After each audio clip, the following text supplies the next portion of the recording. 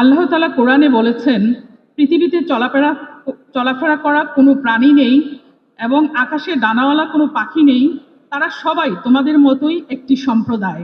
আমি কিতাবে কিছুই অবহেলায় রাখিনি, অতঃপর তাদের সবাইকে তাদের রবের কাছে সমবেত করা হবে। সূরা আনআম এই আয়াত থেকে স্পষ্ট হয় প্রাণীরাও একটি উম্মাহ বা সম্প্রদায়। তাদের প্রতি অন্যায় করা মানে আল্লাহর বিধানের বিরুদ্ধে চলা। টার্কি ও আরব আমিরাতকে এ ব্যাপারে মডেল হিসেবে অনুসরণ করা যেতে পারে। জরুরি ভিত্তিতে উদ্ধারকৃত পশু পাখির জন্য একটি আবাসন স্থান প্রয়োজন। আরেকটি অতীব প্রয়োজনীয় পদক্ষেপ নিতে হবে, অভিজ্ঞ প্রাণী বিশেষজ্ঞ ও চিকিৎসককে উপযুক্ত প্রশিক্ষণের মাধ্যমে গড়ে তুলতে হবে।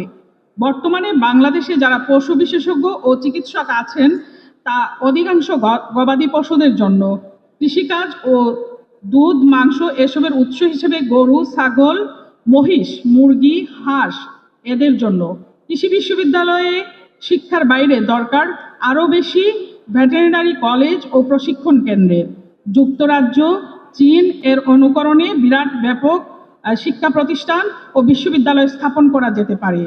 সরকারিভাবে বিদেশি স্কলারশিপের আয়োজন করা যেতে পারে, যাতে প্রাণীবিদরা বিদেশ থেকে উন্নত মানের জ্ঞান প্রজ্ঞা আহরণ করে আসতে পারে। আন্তর্জাতিক সেমিনার এর আয়োজন করা যেতে পারে, যাতে আলোচনা পর্যালোচনার মাধ্যমে আরও উঁচু মানের দৃষ্টিভঙ্গি অর্জন করা যেতে পারে।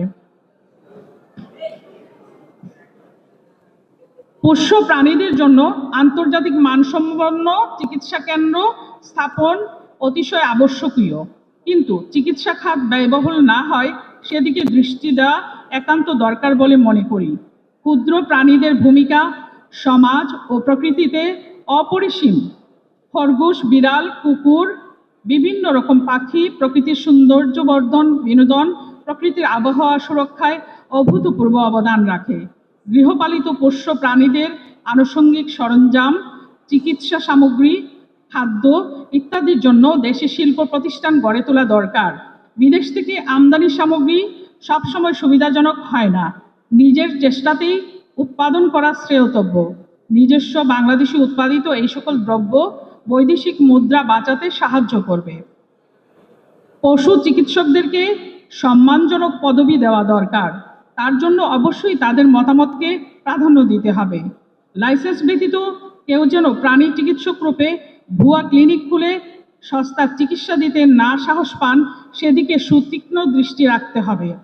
স্কুল কলেজের পাঠ্যক্রমে অন্তর্ভুক্তি, প্রাণী কল্যাণ ও প্রকৃতির ভারসাম্যে তাদের অবদান নিয়ে পাঠ, জনসচেতনতা ও পুরস্কার, প্রাণী বান্ধব কর্মকাণ্ডে উৎসাহ ও পুরস্কারের প্রথা চালু করে অনুপ্রেরণা দিতে হবে।